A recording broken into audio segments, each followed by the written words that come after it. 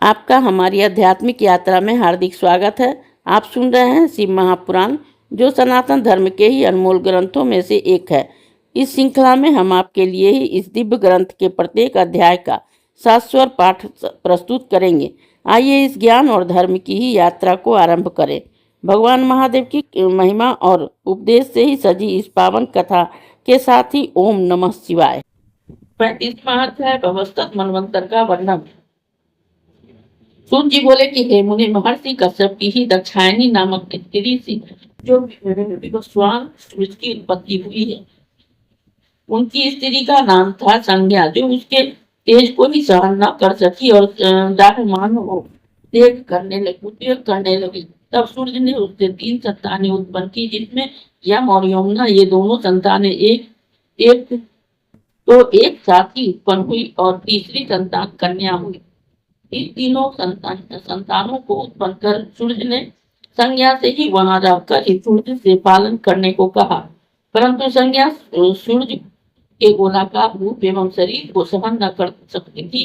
इससे ही उसने वहां अपने शुद्ध छाया प्रकट कर वहां रहने को कह दिया और स्वयं अपने पिता के घर चली गई। छाया सूर्य से ही इस रहस्य को छिपाकर ही वहां रहने लगी। संज्ञा पिता के घर आई। पिता ने उसे फिर सूर्य के पास लौट जाने को ललकारा।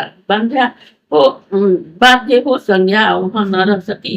लौटकर घोड़ी का रूप धारण कर ही देश में जाकर मनुष्यों में विचरने लगी। उधर उस छाया को ही संज्ञा जानकर ही सूर्य ने उसे मनु नामक एक सुंदर पुत्र उत्पन्न किया। छाया उस पुत्र से ही स्नेह करती हुई वहां रहने लगी। उस पुत्र का नाम सर्वणी मनु हुआ। पश्चात जब व्यवस्थक मनु में वो संज्ञा रूपी छाया की वास्तविकता ज्ञात हुई, तो उन्होंने उसे धिक्कारा और छाया ने भी क्रुद्ध होकर ही उसे साप दे दिया।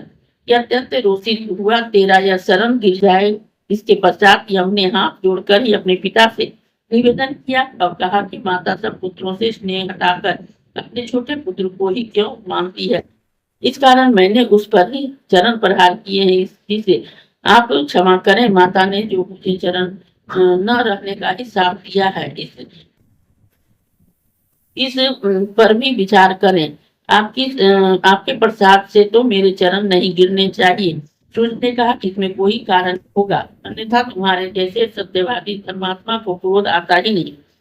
परंतु तुम्हारी माता का वचन मिथ्या करने की मुझमें शक्ति भी नहीं है। तुम्हारी चरण मांस को ही कृमि लेकर पृथ्वी पर अवश्य ही गिर जाएंगे। यह साफ अवश्य ही सत्य होगा। तुम अपने मन को ही सावधान करो। सूर्य जी कहते हैं, हे मुनीश्वर, इस प्रकार सूर्य ने अपने पुत्र यम से कहकर ही अपनी स्त्री छाया से क्रोधित होकर कहा कि हे कुबुद्धे, तूने यह क्या किया? तेरा केवल इसी एक पुत्र से ही स्नेह क्यों है? इसका कारण कहो।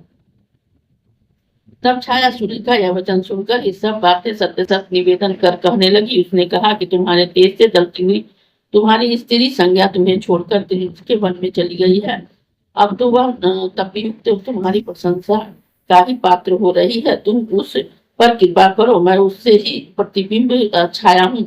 मैं तुम्हारे रूप को ही सुधारूं। यह सुनकर सूर्य को क्रोध हो गया। पश्चात मुनि ने ब्रह्मीन आरोपण कर ही सूर्यदेव का विकट तेज छीन लिया। उस तेज से कम हो जाने से सूर्यदेव का ही रूप शोभायमान हो गया। उन्होंने देखा कि उसकी स्त्री संज्ञा योग में स्थित था। तब उस घोड़ी रूप धारण किए हुए संज्ञा का मुक्त हो सूर्यदेव ने अस्त्र रूप धारण कर ही उससे भेंट की। तो परंतु पर पुरुष की इच्छा से उसने वैसा न होने दिया। सूर्य का वीर उसकी नासिका पर कील कर ही 2 खंड हो गया, जिससे 2 अश्विनी कुमार प्रकट हो गए। एक का नाम नासत्य, दूसरे का नाम दस्त्र हुआ। उन दोनों को ही सूर्य ने अपने परम मनोहर से देखा। संज्ञा अपने पति का अवलोकन कर ही परम प्रसन्न हुई। अपने पति सूर्य को साथ लेकर ही घर आई।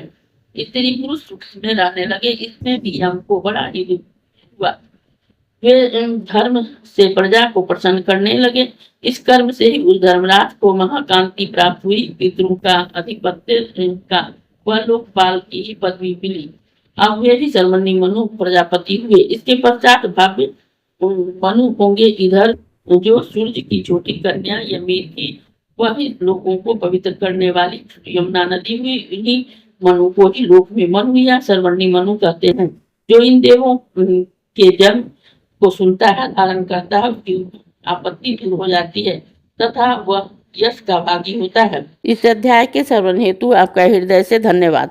हम आशा करते हैं कि शिव महापुराण की यह दिव्य कथा आपको आध्यात्मिक शांति और गहन ज्ञान प्रदान कर रही होगी। कृपया अगले अध्याय के लिए हमारे साथ जुड़े रहें और अपने सुझाव एवं भावनाएं कमेंट के माध्यम से अवश्य साझा करें। धर्म, भक्ति और ज्ञान की इस पावन यात्रा में आपका साथ हमारे लिए अत्यंत मूल्यवान है।